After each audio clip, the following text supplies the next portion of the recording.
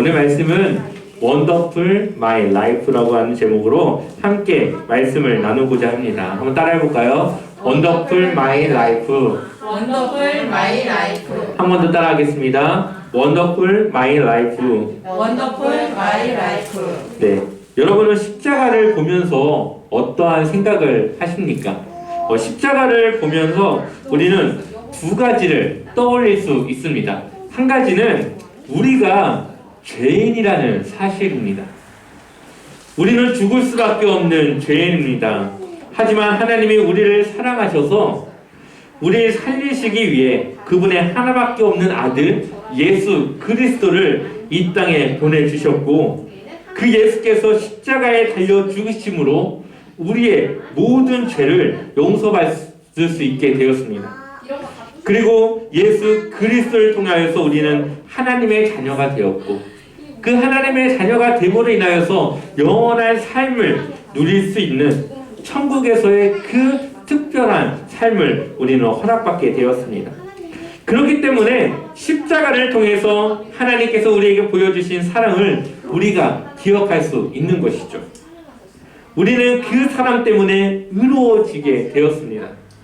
그래서 우리는 십자가를 보면서 생각할 수 있는 것은 바로 하나님 앞에서 죄인이지만 우리는 의로워진, 주님 안에서 깨끗해진 죄인이라는 사실이죠.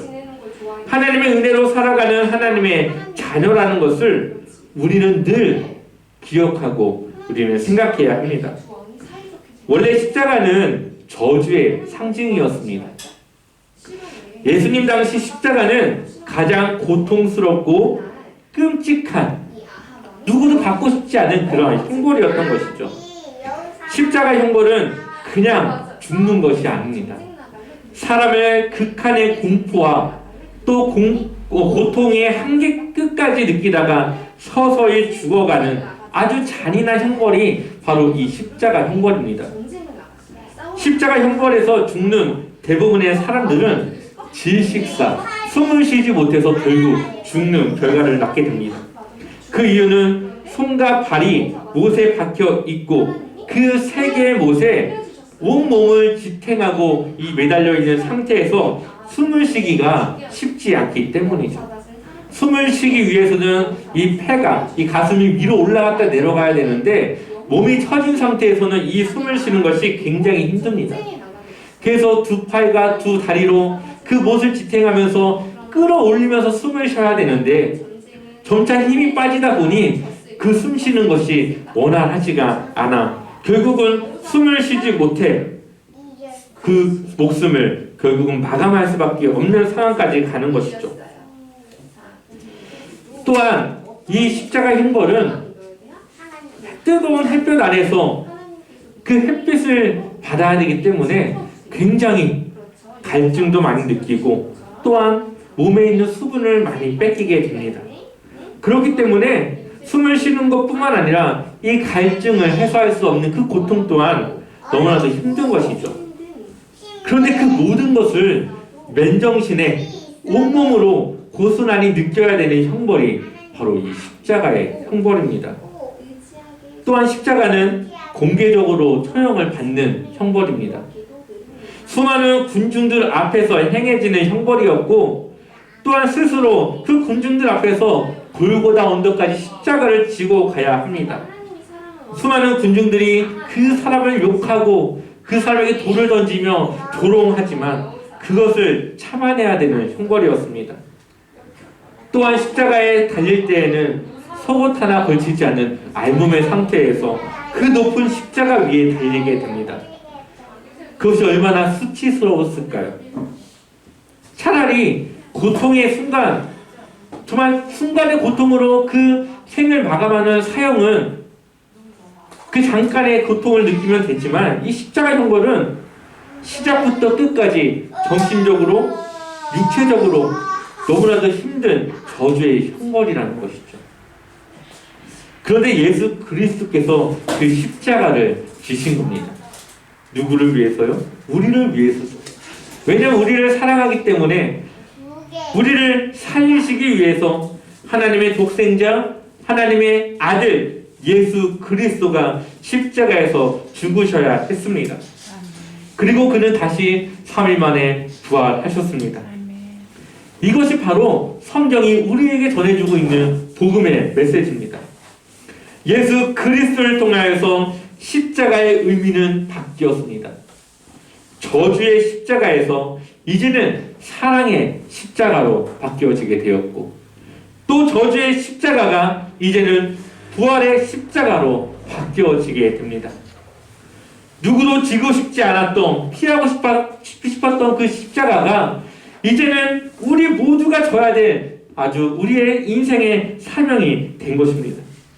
예수님이 십자가를 가진 것 같이, 예수님께서 십자가를 지신 것 같이, 이제 우리 모두가 하나님이 우리에게 주신 그 사명, 우리의 삶의 십자가를 져야 합니다. 왜냐하면 십자가와 같이 우리의 인생이 그리스도를 통해 완전히 변화되었기 때문이죠. 이것이 바로 우리의 원더풀 마이 라이프입니다. 우리의 놀라워진, 이전과 비교할 수 없는 새로워진 우리의 삶을 보여주고 있습니다. 빌레몬서는 우리에게 복음이 무엇인가를 보여줍니다. 오네시모가 자신이 지은 죄 때문에 죽을 수밖에 없는 상황에 그는 처해지게 됩니다. 그런데 그의 주인 빌레몬의 사랑으로 그는 복음을 위한 새로운 삶을 살아가게 되죠. 오네시모의 이름은 유익한 종이지만 그는 유익한 종으로서 살지 못했습니다. 오히려 주인에게 손해를 끼쳤고 결국 그 죄 때문에 그는 그 주인을 도망쳐 나갑니다. 그러나 그가 복음을 듣고 나서 그리스도의 종이 되었을 때에 그는 그의 이름과 같이 유익한 종으로 살 수 있게 됩니다. 이제 그는 자신의 삶을 복음을 전하는 일에 헌신하는 그 일에 그는 살아가게 되어지죠. 꼭 우리의 이야기 같지 않습니까? 죄로 인해 죽을 수밖에 없던 우리가 하나님의 사랑으로 용서를 받았고 또 하나님의 자녀로 살아갈 수 있는 그 은혜를 허락받게 되었습니다. 하나님을 믿기 전에는 무익한 삶을 우리는 살아갔습니다. 새가 세상에 썩어질 것들을 따라 살아갔고 또 그리스도인으로 우리는 살아가지 못하는 죄인의 모습으로 살아갔습니다. 그러나 우리가 이제는 하나님의 자녀로 살아가고 있습니다. 하나님을 믿기 전에는 무익한 삶으로 살아갔지만 그리스도인으로 변화된 지금은 하나님의 우리에게 주신 믿음을 따라 그리스도의 유익한 종으로 하나님의 말씀을 따라 살아가고 있습니다.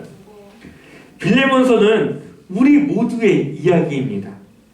하나님 앞에서 죄인된 우리가 용서받았음을 또 의로워졌음을 오네시모와 빌레몬의 그 이야기를 통하여서 우리에게 전해주고 있습니다. 우리가 세상 사람들과 다른 점이 있다면 우리는 이미 용서받은 죄인이라는 것이죠. 우리의 죄를 예수 그리스도로 덮었고 하나님은 그 예수 그리스도를 통하여서 우리를 의롭다, 깨끗하다 말씀하십니다. 갈라디아서 3장 27절의 말씀을 우리 같이 읽어보도록 하겠습니다. 갈라디아서 3장 27절 함께 읽겠습니다. 누구든지 그리스도와 합하기 위하여 세례를 받은 자는 그리스도로 옷 입었느니라. 아멘. 그리스도와 합하기 위하여서 또 그리스도와 합한 자는 그리스도 안에서 살아가는 우리와 같은 그리스도인들이 누구의 옷을 입습니까? 그리스도로 옷을 입었죠. 우리의 허물, 우리의 죄, 더러워진 우리의 삶을 예수 그리스도를 믿는 순간 그리스도가 모두 가려주셨습니다.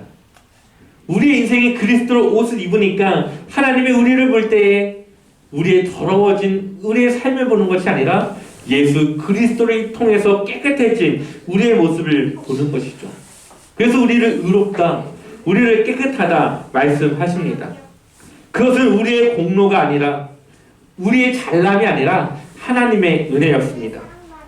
하나님의 사랑과 은혜를 통하여서 우리는 하나님의 자녀가 되었고 그리스도 예수 안에서 새로운 피조물, 그리스도 안에서 새로운 삶을 살아가는 인생이 되었습니다.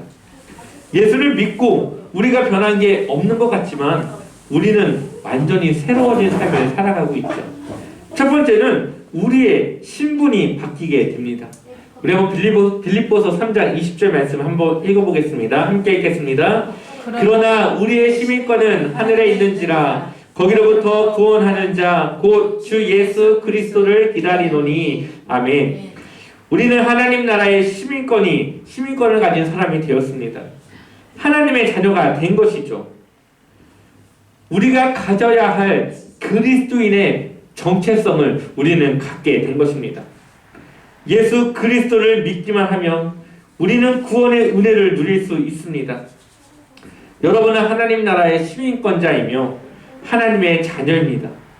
하나님의 자녀이기 때문에 우리는 당연히 하나님이 살아계신 하나님이 계신 그 천국에 들어가는 것이 당연한 것이죠. 두 번째로 우리의 삶의 결과가 달라지게 됩니다. 요한복음 5장 24절을 보면은 이렇게 기록되어져 있습니다.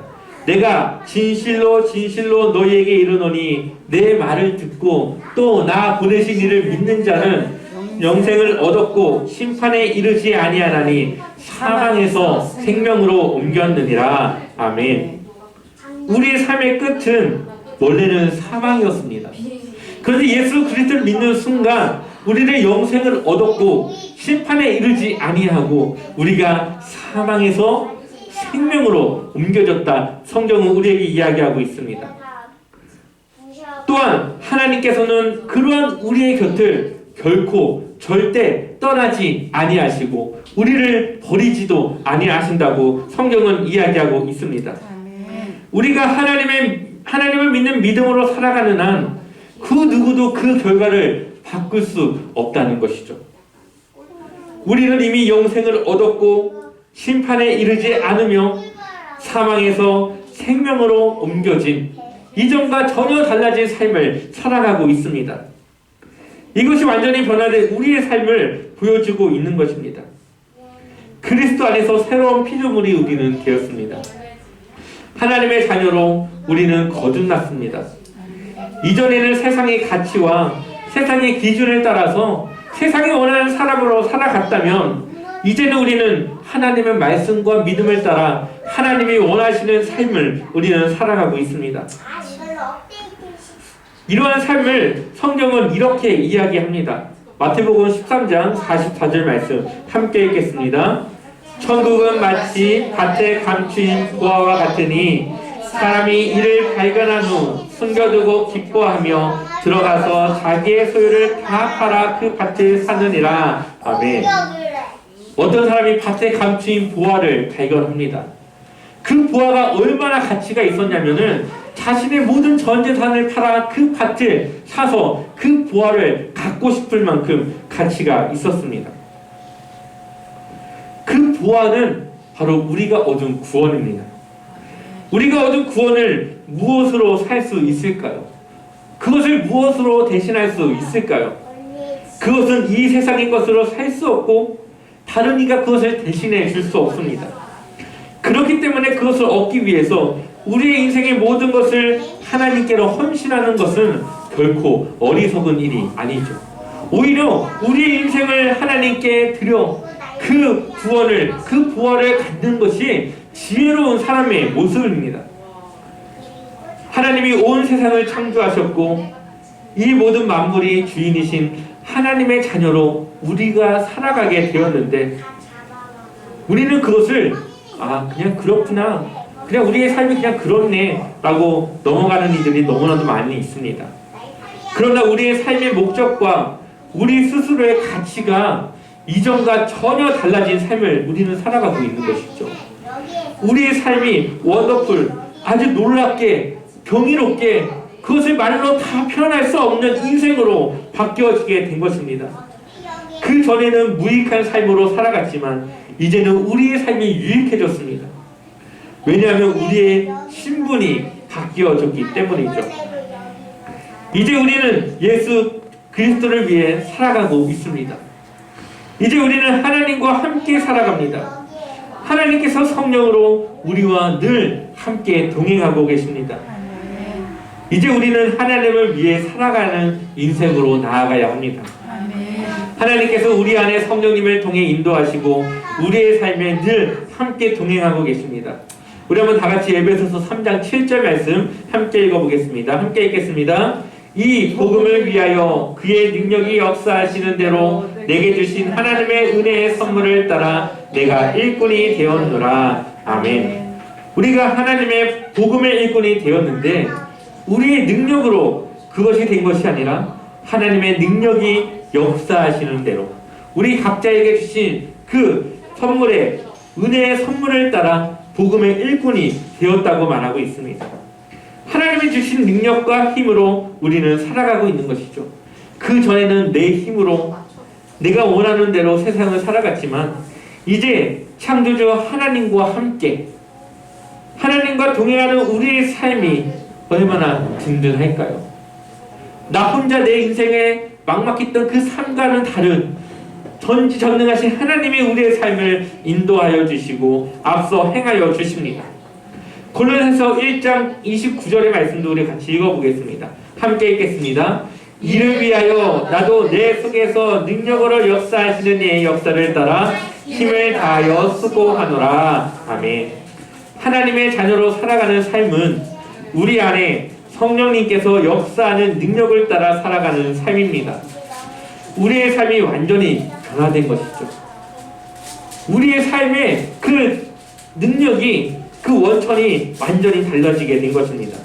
우리는 이제 혼자가 아니라 늘 하나님과 함께 동행하고 있고 하나님의 우리의 삶을 인도하며 우리 옆에서 우리의 삶을 돕고 계시다는 것입니다.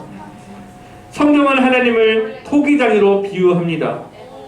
그래서 우리를 하나님의 자녀로 만들어 가시는데 때로는 우리의 모난 부분을 깎기도 하시고 우리의 부족한 부분을 채워 넣기도 하십니다. 우리를 수많은 상황 속에서 우리가 겪는 수많은 상황들 속에서 우리를 깎고 자르고 다듬고 덧대어서 하나님의 사람으로 하나님의 작품으로 만들어 나가십니다. 결국은 하나님의 자녀로 하나님 닮은 하나님의 자녀로 우리를 만들어 가는 것입니다. 거기에는 우리의 믿음과 순종만이 필요합니다. 하나님을 믿고 담대히 살아가는 믿음이 우리에게 필요한 것이죠. 하나님의 인도하심에 왜라는 물음이 아니라 아멘으로 대답하는 믿음으로 나아가야 합니다.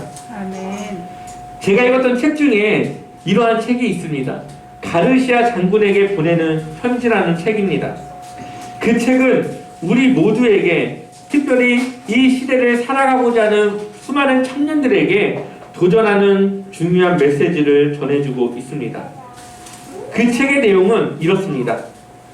쿠바라고 하는 나라를 둘러싸고 미국과 스페인이 전쟁을 벌이고 있을 때의 일입니다. 쿠바의 밀림 깊은 곳 어딘가에 은신에 숨어있는 반스페인 지도자, 그러니까 스페인을 반대하는 지도자 가르시아 장군에게 미국 대통령의 밀서, 그 중요한 편지를 전달해야 될 일이 생기게 됩니다. 많은 사람이 로안 중위를 그 일의 적임자를 추천하였고 그 임무를 받은 로안 중위는 정말 많은 노력 끝에 그 숨어있던 가르시아 장군을 찾아 그 밀서를 전달하는데 성공을 합니다.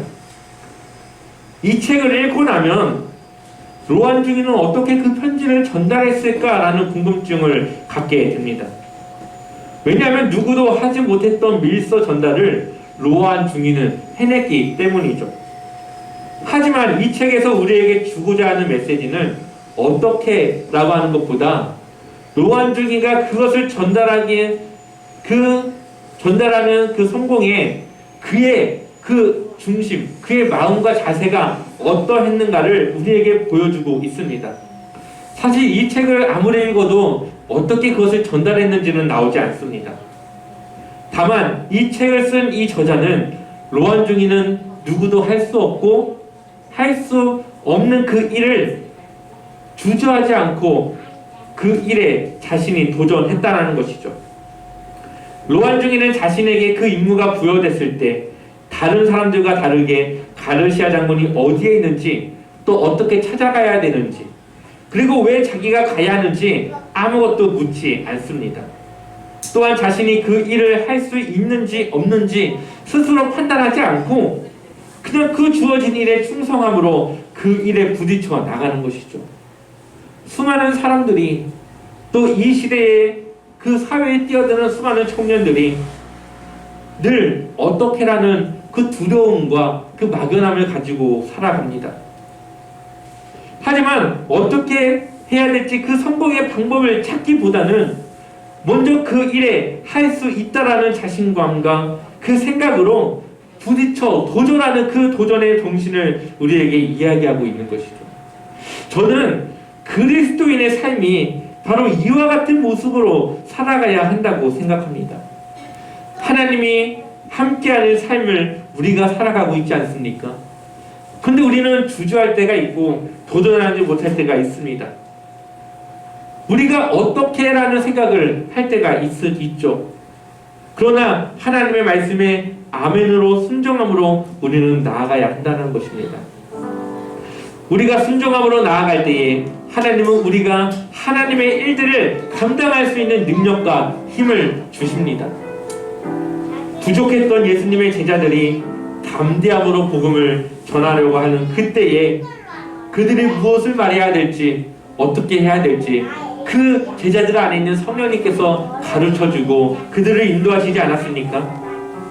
하나님의 일은 우리를 통해서 하나님이 하십니다. 우리는 하나님의 도구로 하나님 앞에 쓰임받는 존재입니다. 우리의 믿음을 하나님께 드릴 때 하나님은 우리가 하나님을 위해 살아갈 수 있는 또 우리가 하나님을 위해 살아가는 삶의 모든 일들을 감당할 수 있도록 우리에게 그 능력을 더하여 주십니다. 여러분들은 또다시 한 주간을 살아가야 합니다. 어떻게 살아가시겠습니까?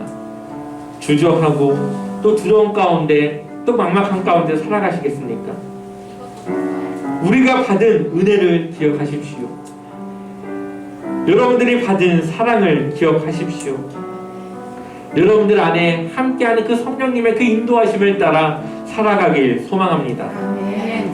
여러분들에게 허락되어진 놀라운 이전과 달라진 우리의 놀라운 그 삶을 기억하셔서 담대함으로 또 승리하며 하나님과 함께 동행함으로 살아가시길 그렇게 승리하시길 주님의 이름으로 간절히 축원합니다.